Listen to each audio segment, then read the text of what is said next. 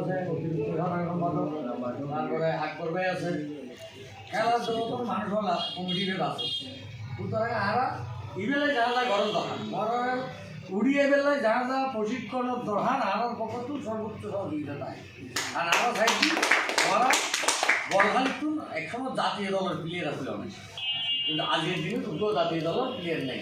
সর্বশেষ দিয়েছে ধন্যবাদ। আরও টার্গেট হচ্ছি আগামী 2 বছরের মতো নতুন খেলোয়াড় সৃষ্টি করেন যারা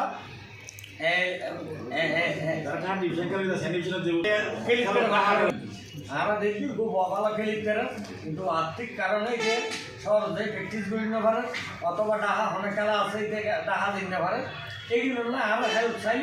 আমরা বড় হেল্প